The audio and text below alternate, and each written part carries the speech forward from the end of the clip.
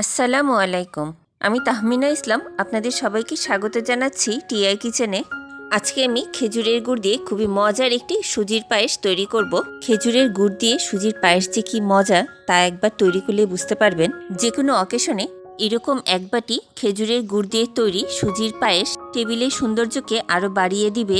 এত মজার এই সুজির পায়েস যারাই খাবে তারাই বারবার বানিয়ে দেওয়ার জন্য রিকোয়েস্ট করবে।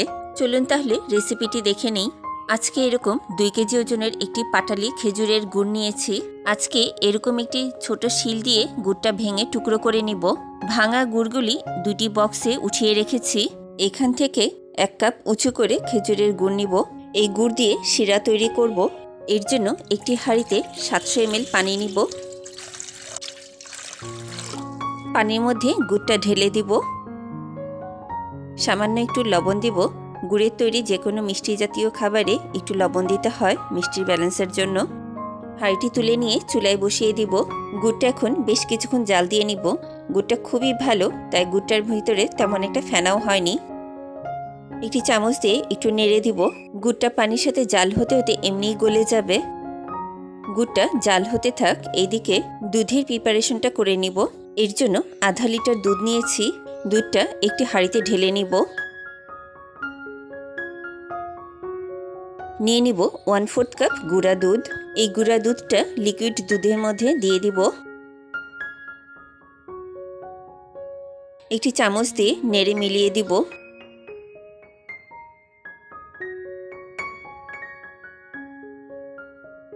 দুধের হাঁড়িটা তুলে নিয়ে চুলায় বসিয়ে দিব।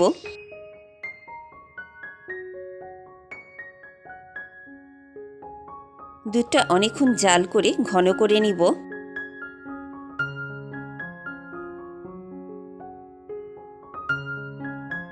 একটু পরপর নেড়ে নেড়ে দুধটা ঘন করে নিব। এক চুলায় গুড়, এক চুলায় দুধ জাল করে নিচ্ছি।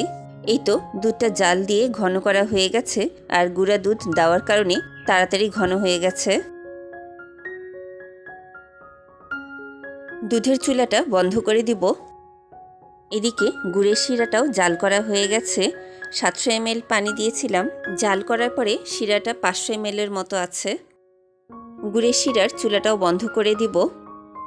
চুলায় একটি প্যান বসিয়েছি। 2 চা চামচ ঘি দিব। 20টা কাঠবাদাম ভিজিয়ে রেখেছিলাম। কাঠবাদামের কুচিগুলি প্যানের মধ্যে দিয়ে দিব। কিছুটা কিশমিশ নিয়েছি, এই কিশমিশটাও প্যানের মধ্যে দিয়ে দিব। নেড়ে চেড়ে বাদাম আর কিশমিশগুলি ঘিয়ের সাথে ভেজে নিব। বাদাম আর কিশমিশটা একটু ভেজে দিলে ঘ্রাণটাও খুব সুন্দর আসে, আর কালারটাও খুব সুন্দর আসে কিশমিশের। কিশমিশটা যখন এরকম ফুলে ফুলে উঠবে তখন বুঝবেন কিশমিশটা ভাজা হয়ে গেছে। বাদাম কিশমিশগুলি ভাজা হয়ে গেছে। এবার একটি প্লেটে তুলে নিব।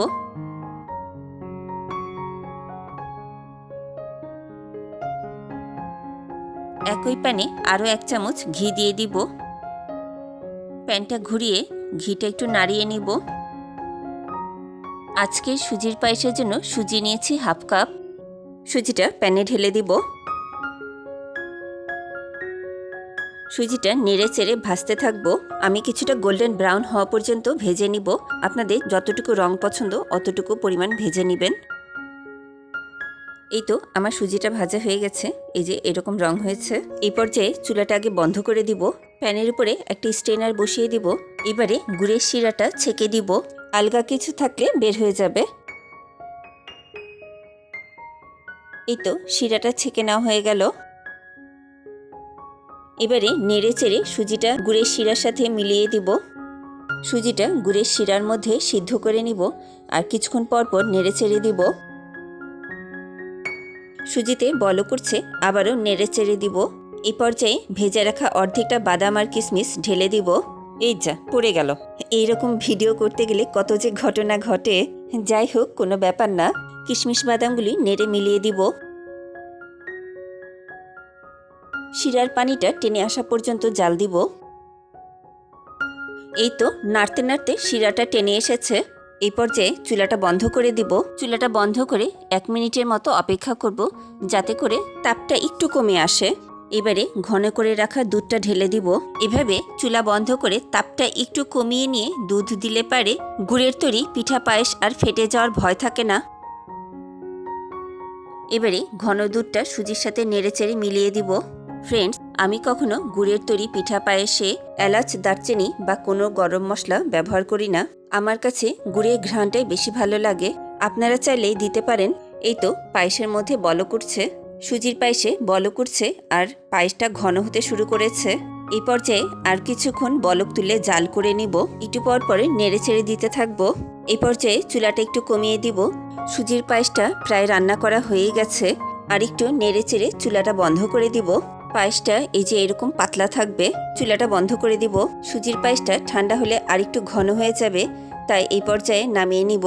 ফ্রেন্ডস, আমার চ্যানেলে সুজির পায়েসের আরও একটি ভিডিও আছে, আপনারা চাইলে দেখে নিতে পারেন, আর লিঙ্কটি আমি ডেসক্রিপশনে দিয়ে দিব।